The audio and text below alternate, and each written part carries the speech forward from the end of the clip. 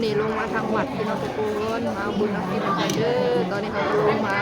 ได้โดนเติบแล้วเนาะแต่ว่าคนยังมาบ่หลายหรือว่ามันเป็นยามหายยามนาเพราะเนาะคนจึงมาบ่หลายเนาะแล้วก็รอไปอีกจักหน่อยนะเพิ่นก็สิเข้าสู่พิธีเลยเนาะนี่เป็นของใส่บาตรเขามีนมมีไข่มีปลากระป๋องมีน้ำเปล่าแล้วก็มีขนมมีเงินใส่บาตรนิดหน่อยแล้วทุกคนที่ใส่เป็นข้าวเหนียวเนาะส่วนลายบ้านเขาจีเอาข้าวเหนียวใส่บาตรเป็นหลักเลยเพราะว่าเขาบ่ค่อยได้อันกินข้าวเจ้ากันปานใดแล้วยังบ้านเขาก็มักกินข้าวเหนียวเพราะว่ามันกินง่ายมันกินกับเมนูยังก็ได้เนาะ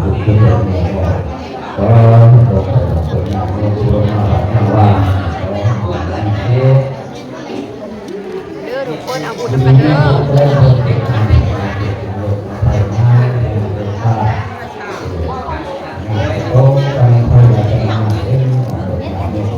เมื่อนี้มิวกี้คอยใส่พอได้มาเนาะทุกคนจักเป็นไฟใส่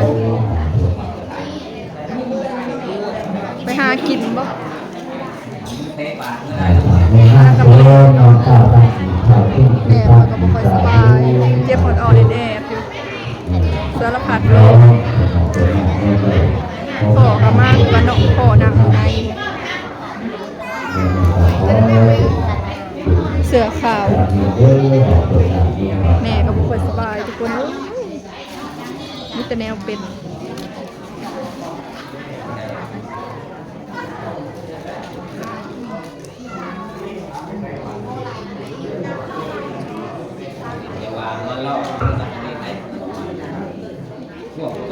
ไม่เงินนะ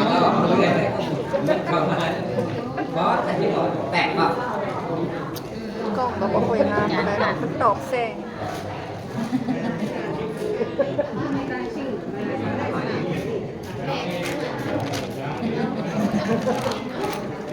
ปลอดใช่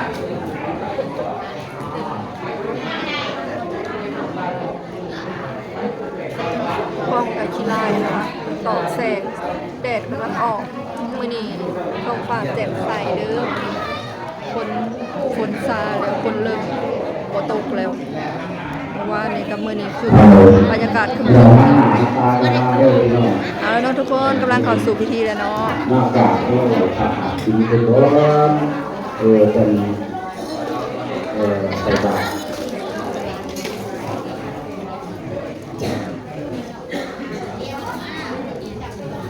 นะโมตัสสะภะคะวะโตอะระหะโตสัมมาสัมพุทธัสสะนะโมตัสสะภะคะวะโตอะระหะโตสัมมาสัมพุทธัสสะนะโมตัสสะภะคะวะโตอะระหะโตสัมมาสัมพุทธัสสะสาเกกะเมจโรเตอิสิกาวะตะเตจัตถาริเตอิเมริเตระเตจักขะเมกะโรนะมหาเลเตหะวะติเกเตภูมาจารตุเทวะสรสาริสเนยัคคะคัมภะนาอาติจันตาจันติเกเนโนวารวัจจนังสะโตเมติวันตุธรรมสาวนาโรยะปัฏฐาธรรมสาวนาปรโมยันภาทันตาสาธุสุขาภุขาภุราธรรมาภุขาภุราสังฆาภุขาภุราอาทิทิพังปะหุปุพังทิเนสัตวาสิกิตปะโกมหาปโนทาเรโตวิตาตะยังอุตารุกังพุเสมานะโมตัสสะภะคะวะโตอะระหะโตสัมมาสัมพุทธัสสะนะโมตัสสะภะคะวะโตอะระหะโตสัมมาสัมพุทธัสสะนะโมตัสสะภะคะวะโตอะระหะโตสัมมาสัมพุทธัสสะอิมินาสการเรนะตังพุทธังอภิปุสยามะอิมินาสการเรนะตังธัมมังอภิปุสยามะอิมินาสการเรนะตังสังฆังอภิปุสยามะอะระหังสัมมาสัมพุทธะโตอะระหะโตสัมมาสัมพุทธัสสะนะโมตัสสะภะคะวะโตอะระหะโต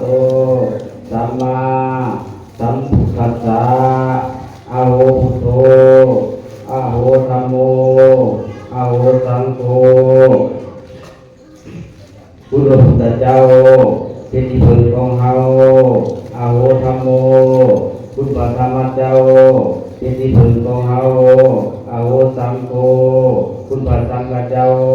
เป็นที่พึ่งของเฮาพุทธากุณังธัมมากุณังสังฆากุณังพุทโธเมนะโธธัมโมเมนะโธสังโฆเมนะโธพุทธารัตนาตยังธัมมารัตนาตยังสังฆรัตนาตยังอะหังพันเตโพสนังสาลีนัง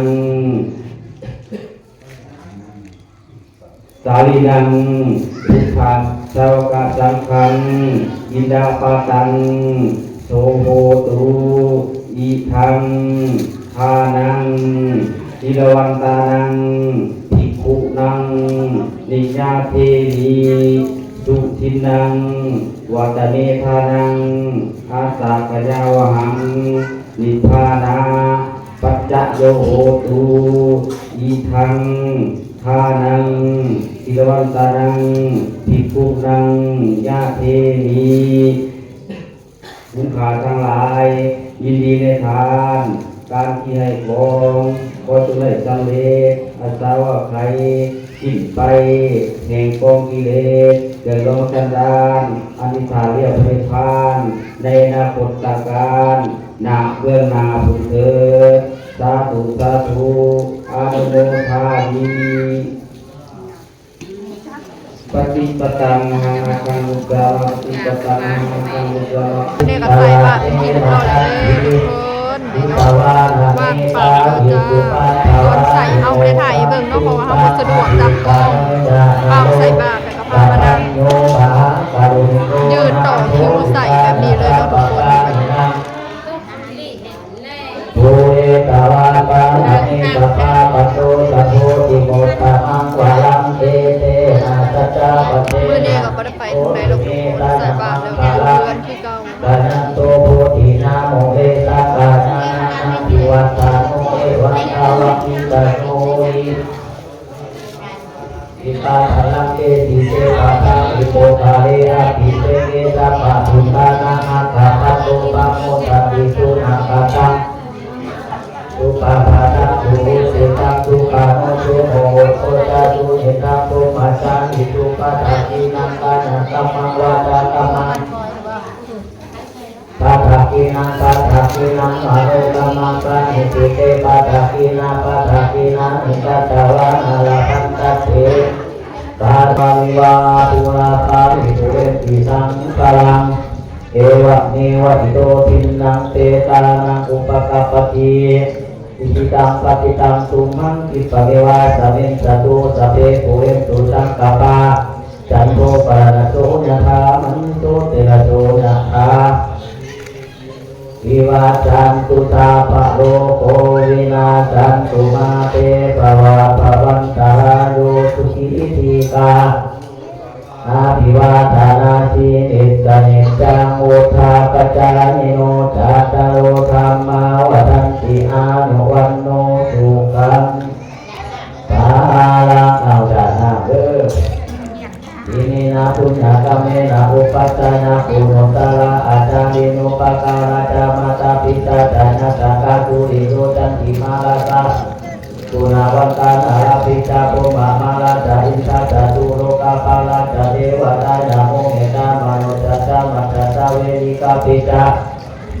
สุขีโหตุปุญญานิปะกาตานิเมสุขังจติวิทังเป็นตุกิกังปะเปตะโอมาตังตังอิมินาปุญญากรรมเมนะอิมินาอุทิเตนะจักขิปังปัฏฐานาเทฐานังเนตันตาเนหินาธัมมายาวานิพานาโตมามังนาจัตตุสัพพะทาเนวานาทัตตะโตภาเวจติปัญญาสังเลโกวิริยัมพีนามาลาเลปันตุโลกาสังกตุตินิเมตุเมพุทธาอิปาวะโรนะโตธัมโมนะโตวาลุตะโมนะโตปัจเจกปุตโตจาธัมโมนะโตกาโลมามันเตโตตานังมุภาเวนามาโลกาสังเลปันตุมาตัสสะปุญญากิริยามุภาเวนามาโลกาสังเลปันตุมาตุกาปัตตาจานิตุกาปัญญาปัตตาจานิปัญญาโตกาปัตตาจานิตุกาอุตุตะเพติปานิโนเกสาวะตาจา ชาตปัตตาเปเทวาอนุโมทันตุสาธุสาธุสาธุสาธุสาธุอิมังอิภาวรังสัมมาทิยามิตุติยัมปิตาติยัมปิอิมังอิภาวรังสัมมาทิยามิอันตถานิมายังพันเตอภุกมาภุกิจามายังภุกลัญญาจัตถาตุเทกาลังมายัตถาสาธุพันเตสาธุพันเตสาธุไอยวัตนังไอยวัตนังเทวตาลัตนัง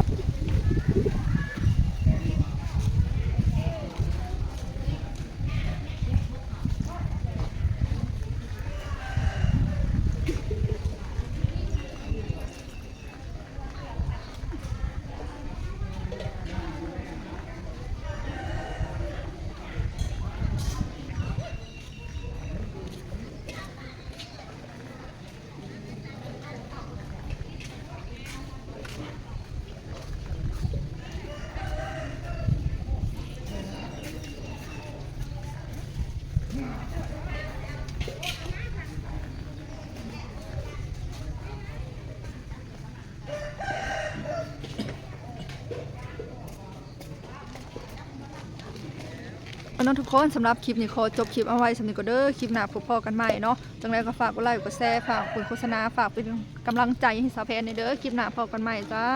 บรรยากาศมื้อนี้ก็ครึมๆคือฝนสิตกแต่